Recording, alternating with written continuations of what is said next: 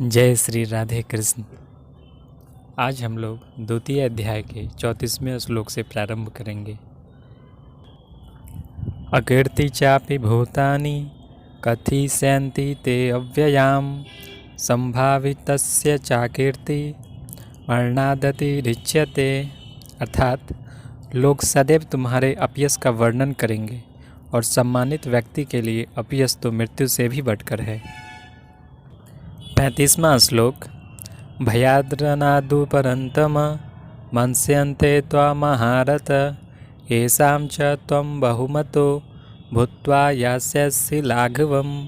अर्थात जिन जिन महान योद्धाओं ने तुम्हारे नाम तथा यश को सम्मान दिया है वे सोचेंगे कि तुमने डर के मारे युद्धभूमि छोड़ दी है और इस तरह वे तुम्हें तुच्छ मानेंगे।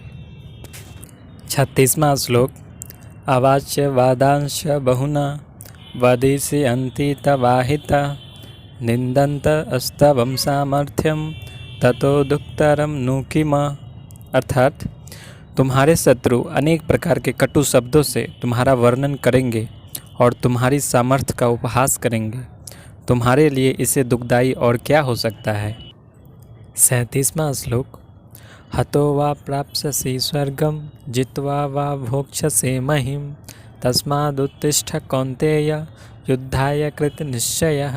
अर्थात हे कुंती पुत्र, तुम यदि युद्ध में मारे जाओगे तो स्वर्ग प्राप्त करोगे, या यदि तुम जीत जाओगे तो पृथ्वी के साम्राज्य का भोग करोगे।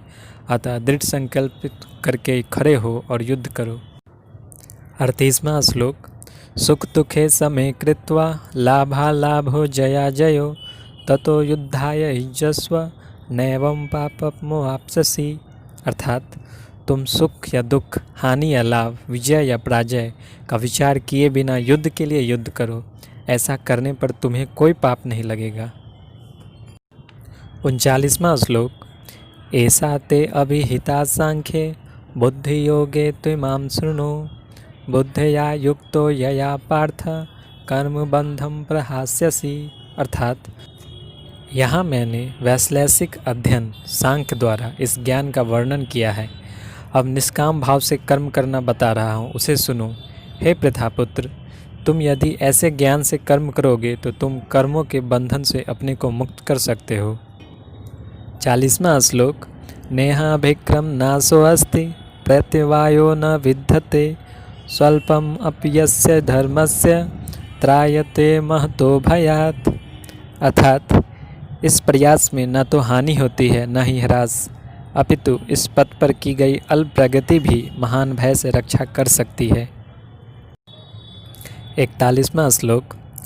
व्यवसायात्मिका बुद्धि रेकेः कुरु नंदन बहुशाखा हनन्ताश्च बुद्धयो अव्यवसायिनाम। अर्थात जो इस मार्ग पर चलते हैं वे प्रयोजन में दृढ़ रहते हैं और उनका लक्ष्य भी एक होता है। हे कुरुनंदन, जो दृढ़ प्रतिज्ञ नहीं है उनकी बुद्धि अनेक शाखाओं में विभक्त रहती है। 42वां श्लोक। यामिमां पुष्पितां वाचं प्रवदन्त विपश्चितः वेदवादरतः पार्थ नान्यदस्तीति वादिनः। 43वां श्लोक। कामात्मान स्वर्गपरा जन्म कर्म फलप्रदां क्रिया विशेष बहुलां भोग ऐश्वर्य गतिम प्रति। अर्थात अल्पज्ञानी मनुष्य वेदों के उन अलंकारिक शब्दों के प्रति अत्यधिक आसक्त रहते हैं जो स्वर्ग की प्राप्ति, अच्छे जन्म, शक्ति इत्यादि के विविध सकाम कर्म करने की संस्तुति करते हैं।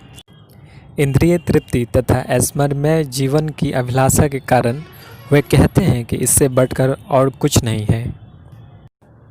44वां श्लोक। भोग ऐश्वर्य प्रसक्तानां तया प्रहृत्येतसां व्यवसायात्मिका बुद्धि समाधो न विधीयते। अर्थात जो लोग इंद्रिय भोग तथा भौतिक ऐश्वर्य के प्रति अत्यधिक आसक्त होने से ऐसी वस्तुओं से मोहग्रस्त हो जाते हैं उनके मनों में भगवान के प्रति भक्ति का दृढ़ निश्चय नहीं होता। 45वां श्लोक। त्रैगुणिया विश्ववेदः निस्त्रैगुण्यो भवार्जुन निर्द्वंद्वो नित्यसत्वस्थो निर्योगक्षेम आत्मवान। अर्थात वेदों में मुख्यतः प्रकृति के तीनों गुणों का वर्णन हुआ है। हे अर्जुन, इन तीनों गुणों से ऊपर उठो, समस्त द्वैतों और लाभ तथा सुरक्षा की सारी चिंताओं से मुक्त होकर आत्मपरायण बनो। आगे के श्लोक हम लोग अगले वीडियो में सुनेंगे। जय श्री राधे कृष्ण।